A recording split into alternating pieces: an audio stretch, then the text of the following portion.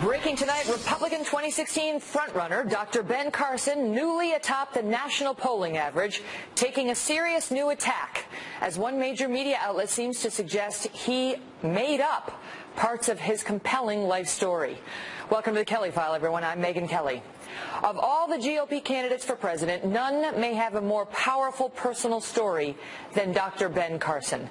Overcoming a troubled childhood in inner-city Detroit to go on to Yale Medical School, ultimately becoming a world-renowned, life-saving pediatric neurosurgeon. He tells of growing up on violent streets, in a home with a single, illiterate mother, and almost becoming a victim of what he says was his own terrible temper before his mother's lessons and those of God took hold and put him on the path toward a life of helping others and of accomplishment. But tonight, as Carson reaches the top of the GOP field, all of that is being challenged by a dramatic series of reports from CNN, which today ran numerous segments proclaiming that they spoke with about 10 people from Carson's past who could not disprove Carson's claims, but could not corroborate them either. We went through the yearbooks. We've called many of his classmates, found his close friends through every period of his life. And the person that he describes in these anecdotes on the campaign trail as leading up to this religious epiphany that he had cannot remember any episodes of violence. People interviewed by CNN who knew Carson back then are surprised by that description. 9 friends, classmates, and neighbors who grew up with Carson told CNN they have no memory of the anger or the violence that the candidate has described. Dr. Carson is here to respond to these attacks live. But first we turn to Trace Gallagher with more on the reporting. Trace? Megyn, Dr. Ben Carson says he felt the hand of God during several key moments in his life, but never more so than when he was 14 years old and had just tried to stab a friend in the stomach during an argument over what music to listen to. Carson claims that if not for a belt buckle deflecting the blade, his and his friends' lives would have forever changed. He says he asked God to free him from his destructive personality, or as he described it, an uncontrolled pathological temper that led him to throw rocks, punch classmates, and attack his own mother. Listen. My mother was trying to get me to wear something. I didn't want to wear it. Picked up a hammer, went to hit her in the head with it. Fortunately, my brother caught it from behind. Other than that, I was a pretty good kid. But you can... But CNN claims they spoke to 9 of Ben Carson's childhood friends, classmates, and neighbors, and none has any memory of him being an angry young man, although one former classmate told CNN he did recall hearing something similar to the attempted stabbing, but thought it might just be chatter. CNN also says the Carson campaign would not provide details about the history of violence, including identities of those Ben Carson hurt, and documents of any disciplinary action.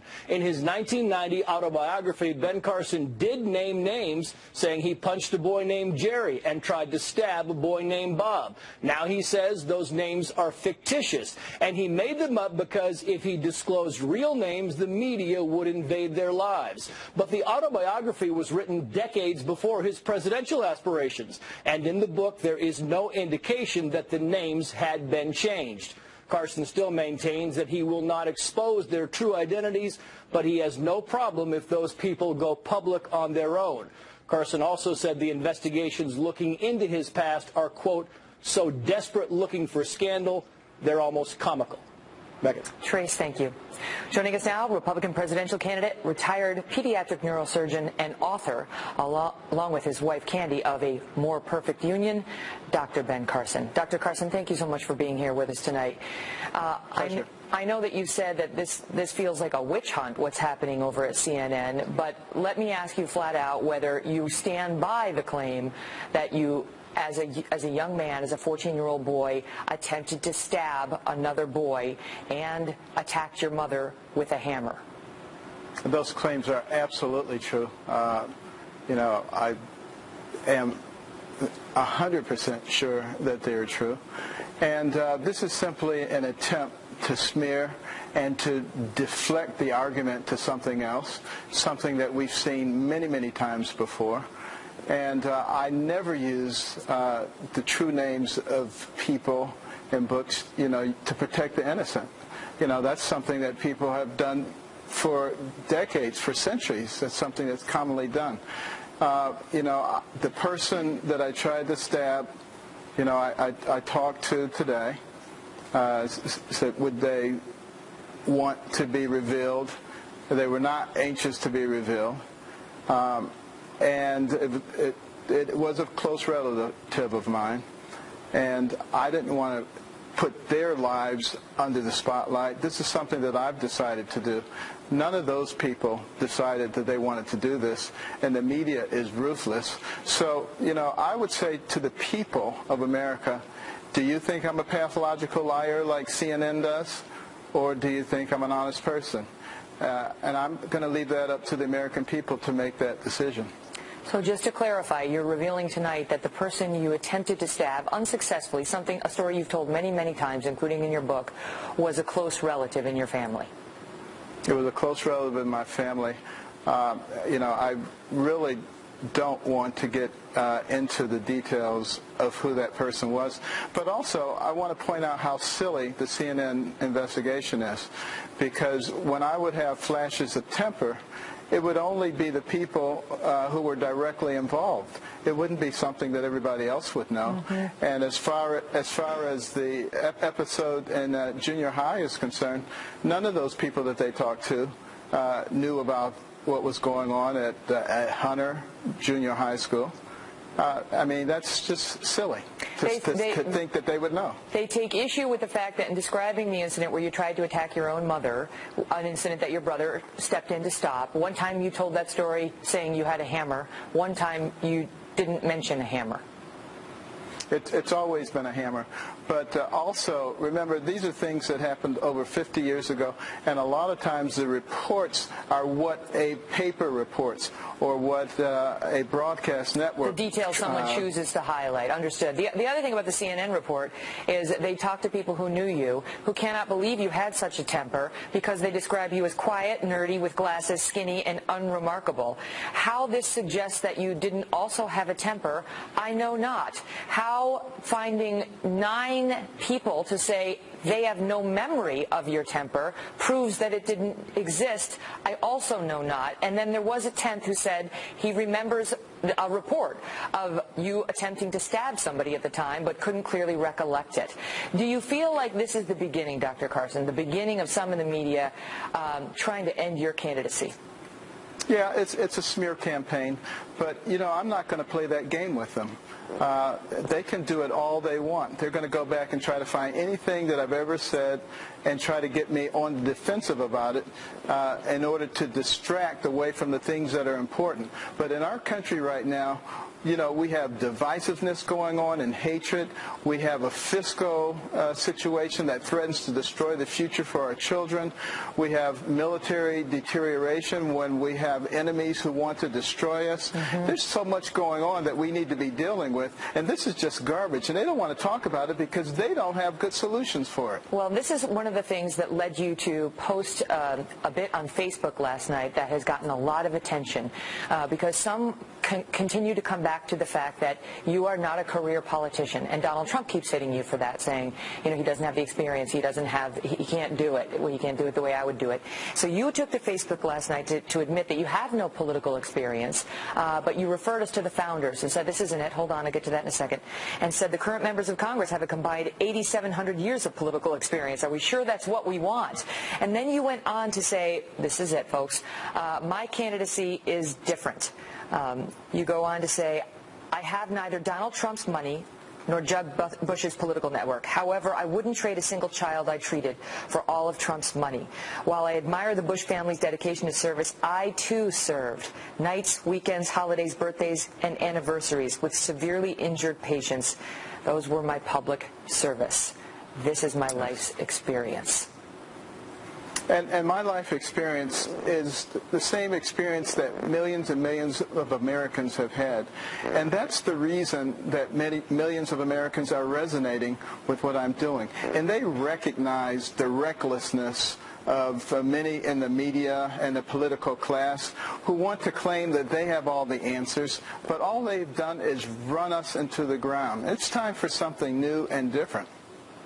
Dr. Carson, you finished this piece on Facebook by saying, I didn't go to embassy cocktail parties or beg lobbyists for money. I spent night after night in a quiet, sterile room trying to save the life of a small child. That was my life's service.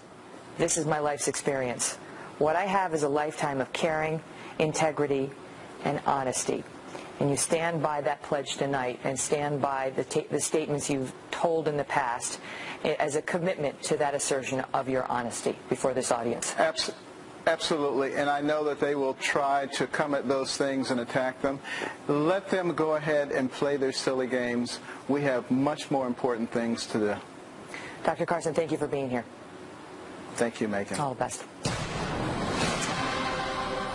Breaking tonight, a dramatic development to a stabbing spree on a college campus as authorities discover a manifesto outlining a frightening motive for murder. We are live with those developments in moments. Plus, breaking news on President Obama now considering the darkest theory behind the crash of a Russian passenger jet, killing hundreds of men, women, and children. We are joined by a former Muslim jihadist turned CIA double agent on whether ISIS could take down an American aircraft. And a powerful video of Chris Christie, maybe the most talked about thing on the web today. More than 6 million views. Former White House insiders Bill Burton and Mark Thiessen are next as we bring you the video everyone is talking about. If it's heroin or cocaine or alcohol, we say, well, they decided they're getting what they deserved. I'm pro-life. And I think that if you're pro-life, that means you got to be pro-life for the whole life, not just for the 9 months they're in the womb.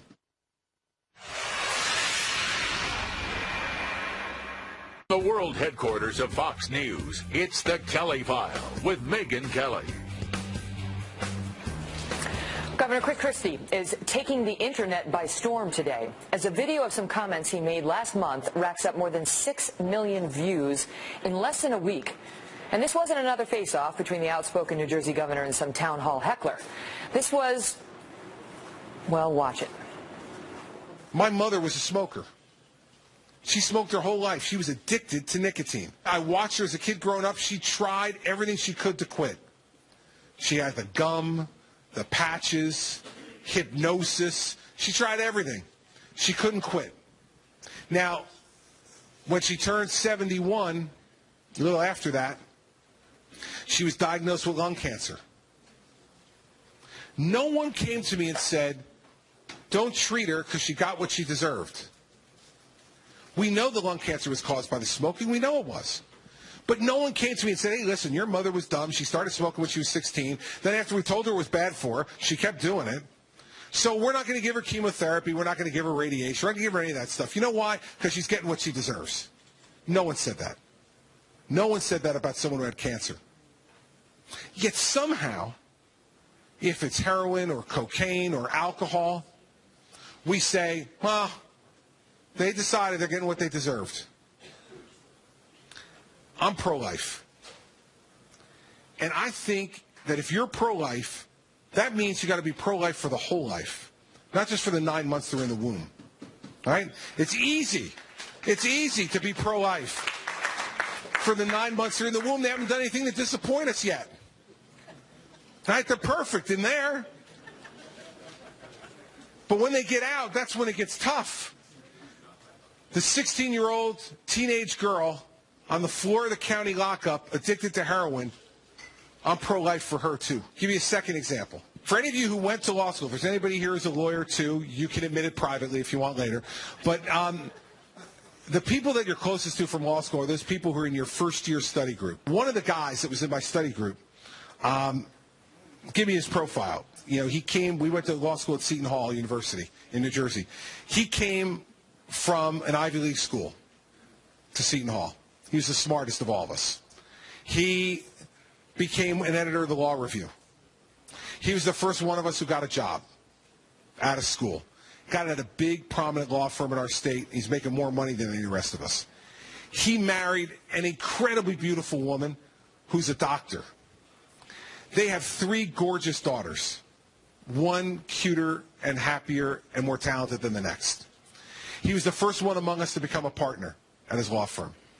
He bought a great house. He had a great car, and worse yet, he was really good looking and in perfect shape. The guy used to run 10, 12 miles a week, every week. So we loved him, but we hated him. Because the guy had everything, right?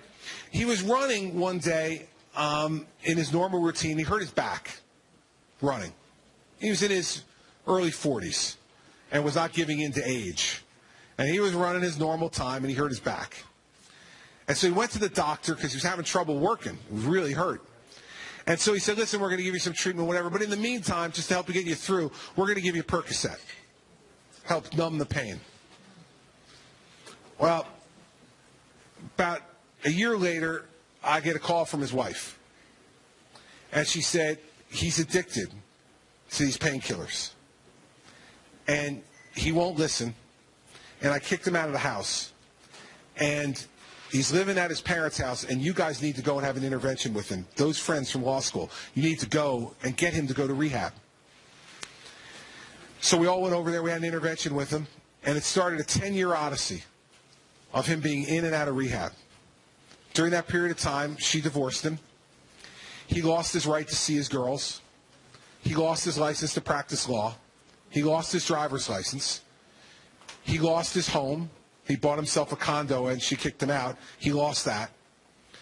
He lost all the money, spent all the money that he had saved, and had spent through most of his retirement.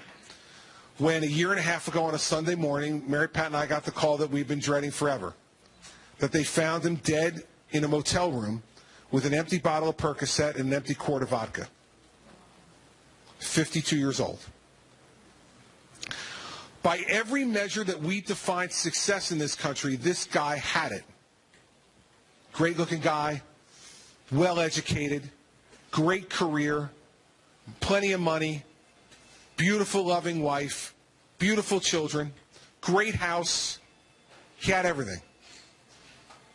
He's a drug addict, and he couldn't get help, and he's dead.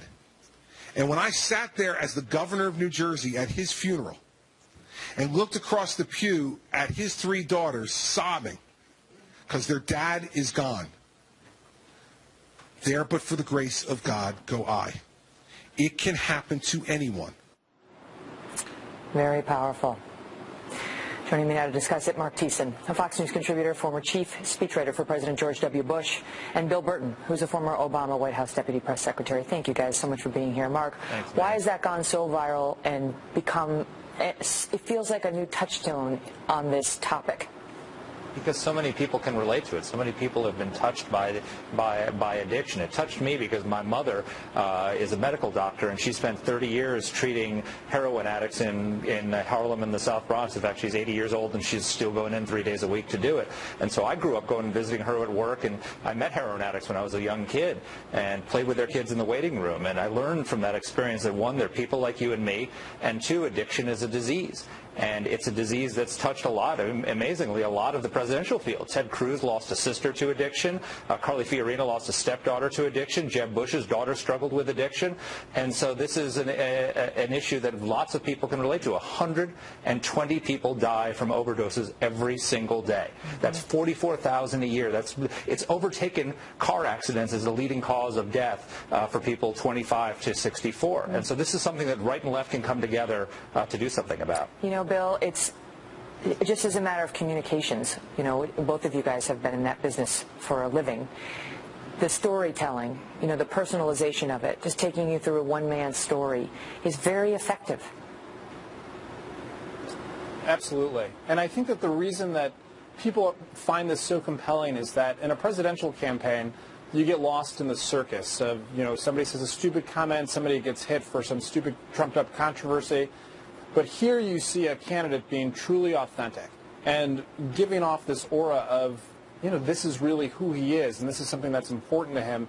And it's so rare that you see these moments that I think this went viral because people crave that from candidates for President of the United States, and they got to get some of that from this clip. And, you know, Mark, he talks about how he's in favor of the whole life. He's pro-life the whole life. More and more we're hearing this kind of message from Republicans, which may surprise a lot of people because they're pushing for criminal justice reforms that will not lead to the automatic incarceration of, you know, drug users in the easiest case, if you will. Sure. No, absolutely. I think that was one of the most powerful messages, is he had a message for his own party, is that we've got to be pro-life for the entire life, not just the first 9 months in the womb. And I think that's a message that's resonating more and more with the Republican base. I think you've got in New Hampshire, Kelly Ayotte is running on fighting heroin addiction. Well, look at this poll out of New Hampshire. Look at this poll out of New Hampshire. Look how important drug abuse is, where they have a serious heroin problem. The #1 issue above jobs and economy in terms of importance. Absolutely. And so she's running on that in New Hampshire. In Ohio, it's a huge problem as well. Senator Rob Portman has introduced bipartisan legislation to fight addiction and also get medical help for these folks. And so this is a bipartisan push. So, Bill, this was a moment for Chris Christie, obviously, but there was another moment for him today, which was not good, which is he did not poll high enough to make the primetime debate on Fox Business Network coming up on Tuesday. And neither he nor Governor Huckabee. So he'll be on the so-called undercard stage. He came out today and said, I'll debate, as I said, any podium, any stage you put me on. How does it all play out? Well, look, I think it's tough for him that he's not on the main stage, but what you saw today from Chris Christie, I think is the reason that you're still going to see a moment in this race where Christie rises up and, starts to threaten some of the frontrunners. I don't know that he's going to be the nominee. I don't know that he's best suited for where the party is right now, but I do think that he has something that is very undervalued right now in this race, and that's the ability to tap into this authenticity and this ability to, you didn't see it here, but you see it in other places, where he can speak to the fact that the American people are despondent in a lot of ways about where things stand, especially in the Republican primary voters.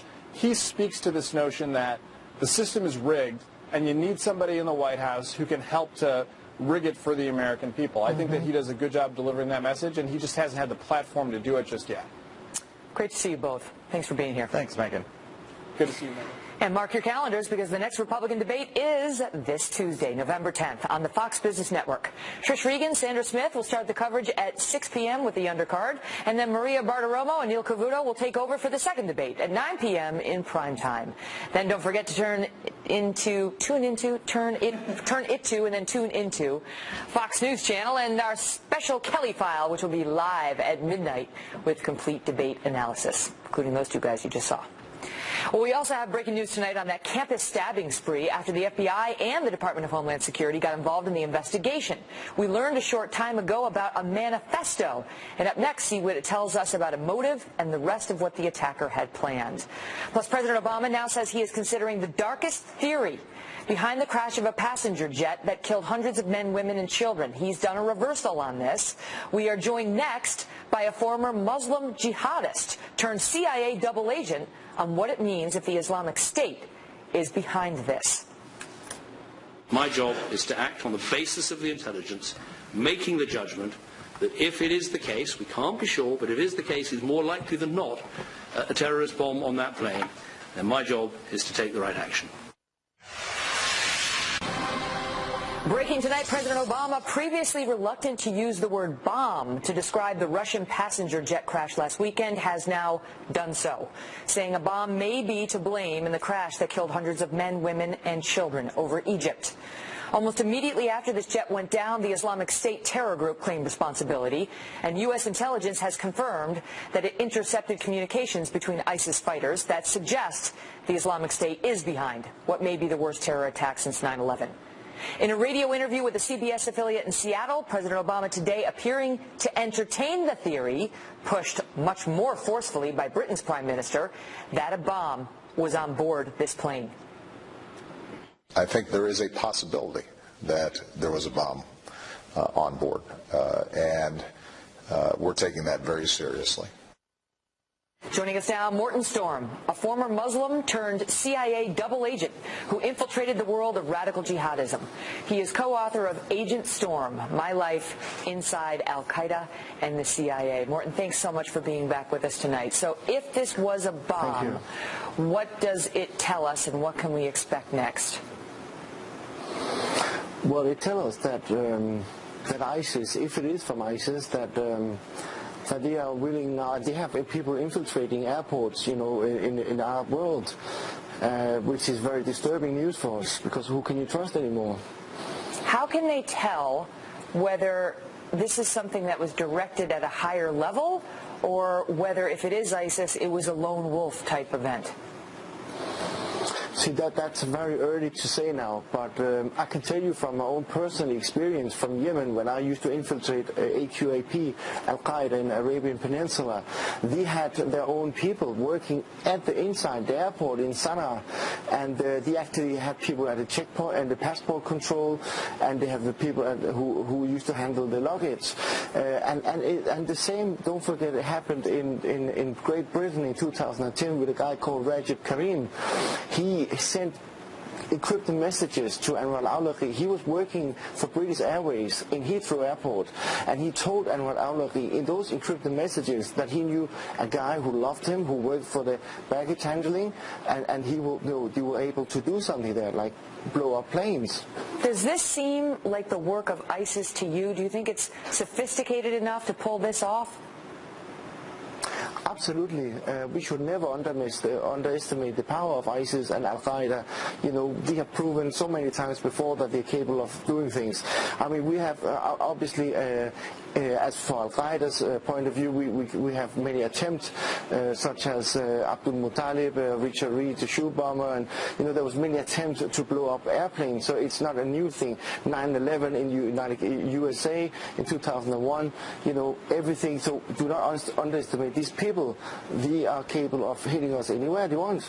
There's been a lot of criticism of the security at this Egyptian airport, and the United States, we like to believe that we have a better system, that our TSA agents have a screening process in place, that when they make us wipe down our hands and so on, they're testing for bomb residue, that's going to stop a bomb from getting on board a U.S. aircraft. Do you believe, notwithstanding what you saw in Yemen, the Yemeni airports are different, we think, from JFK, do you believe it could happen here?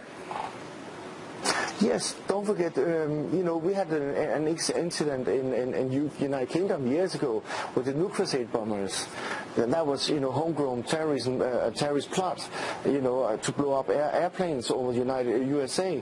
So, but from UK. So I'm saying these people can do it, and even though we have strong security in our airports, they are sophisticated enough to, and we have seen that, to create bombs that cannot be detected. And so now, if it's not ISIS, even if it's not ISIS, what is the risk in your experience of attempted copycat incidents? They get an idea, they claim responsibility for it, even if they don't own responsibility for it, and then they try to do it themselves.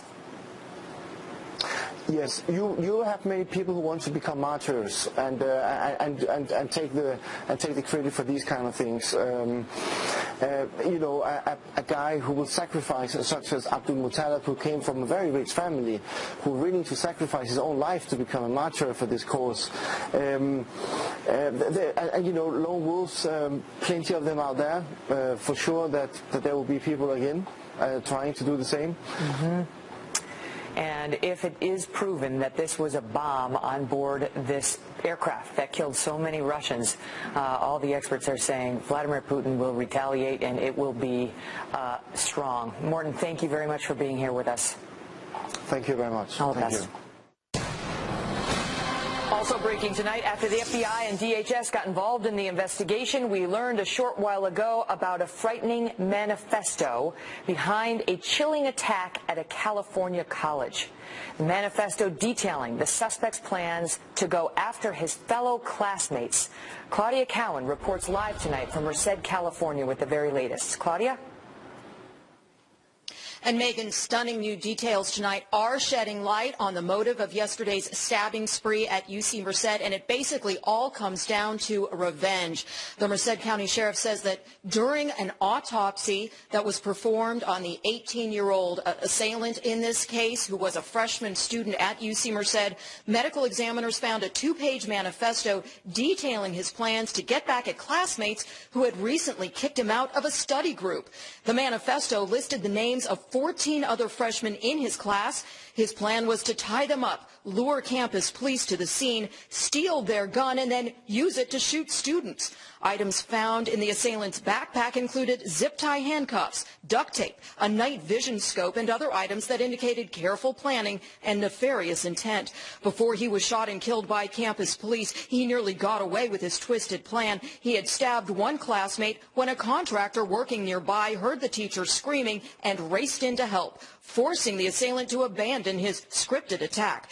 Despite being stabbed himself, 31-year-old Byron Price probably saved that student's life and may have prevented a deadly rampage. While the assailant's actions were praised on Twitter by a group affiliated with ISIS, officials here are ruling out any link to terrorism and are downplaying Islamic references in the manifesto in which the teenager praises Allah. Authorities say this latest case of campus violence is nothing more than a vicious vendetta. The 4 stabbing victims are recovering from their injuries, Megyn, and classes at UC Merced are scheduled to resume tomorrow. Claudia Cowan, thank you. Well, there are also dramatic new developments tonight in the case of an Illinois cop who reportedly staged his own suicide to try to make it look like a murder, as we hear suggestions his family may be involved in this whole mess. Plus, the stunning story of a boy who disappeared 13 years ago, only to turn up as a young man who never knew he was missing.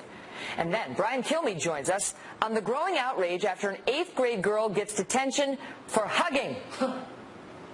We're basically taking away human contact from each other, and we're changing our children to where they're not going to understand what good touch and bad touch is. It's just plain and simple no touch.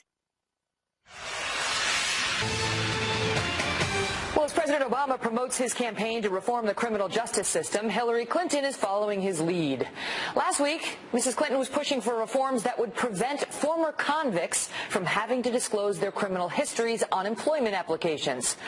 Or so she thought. Watch. Earlier today, I announced that as president, I will take steps to ban the box, so former presidents won't have to declare their criminal history at the very start of the hiring process. That way they'll have a chance to be seen as more than just someone who's done time. Brian Kilmeade is the co-host of Fox and Friends and co-author of the brand new book, Thomas Jefferson and the Tripoli Pirates. Great to see you, Brian. So great to see you, Megyn. She meant to say former prisoners shouldn't have to disclose their criminal histories. What she said was presidents shouldn't have to disclose their criminal histories. A couple of things. Number one, we're not talking about Woodrow Wilson or Teddy Roosevelt, who did not have a criminal history. You're talking about the only husband that she had, number one, and the only president that could say, well, he does have a criminal history, and he voluntarily disbarred himself. What I found most astounding is if you Google me, you'll see a lot of gaps. But what I pride myself in is going back and correcting them sometime that day or that week, let alone that on Twitter. Yeah. Well, you go back and correct it. So she goes on, and it seems just to get worse because she goes on to say that good news is Target and Walmart also promised to ban the box. So Bill does have an option should he want to get another job in the later years, which my grandfather chose to do in his later years. She just wanted to get out of the house. She must have just been mortified when she walked off stage and people said, you said presidents, you said president. She said, what? In any event, that horse had left the barn. Okay, in other news, an incredible story today surfacing with respect to a missing child. He went missing when he was 5 years old, and he's been found alive and well. Tell us. So they get this, at 5 years old, he's living in Alabama, Birmingham, Alabama, and he disappears. His dad was taking him to preschool, and he's gone. So, of course, everyone suspected the dad, but he's gone. He really had no rights to the child, and then the child's gone. But he changed his name. It turns out he moved over to Ohio. So he's living in Ohio as this 18-year-old kid now. We now know as the Hernandez kid. We don't even know what's called Bobby Hernandez. He's living there. And then all of a sudden he decides he wants to go to college. So he applies for the college. He has to go see his counselor because every time he writes down a Social Security number, the application gets rejected. The counselor gets curious. He brings it down and runs a background check, goes to local authorities, and it turns out he's on the missing persons list. And then one thing leads to another. The FBI involved. The dad's 53 years old, and he's incarcerated and in a whole lot of trouble. Where this child goes, who is now 18, missing when he was 5, he's got to go try to reclaim his life. But he seems to be unharmed and relatively okay. The mother's been searching for him for 13 years, and now it's his decision as to whether he wants to see her, since he's no longer a minor, but you have to imagine they're going to have a reunion. What an incredible story, and what years that father robbed that mother and that son of in terms of their relationship. Just terrible, but thankfully he's all right. Okay. We got a whole bunch of kid stories today because the next one is unbelievable. So this young girl, how old is she, the hugger? The hugger is in 8th grade. Okay, so an 8th grade girl does a quick hug of one of her classmates at school. In fact, I think we have her on tape describing it. Here, she's going to reenact the hug for us. Watch, here it is. Right. I just hugged them. That's it, like that. That's it. She did quick, in and out. There she is. And tell the audience what happened to her.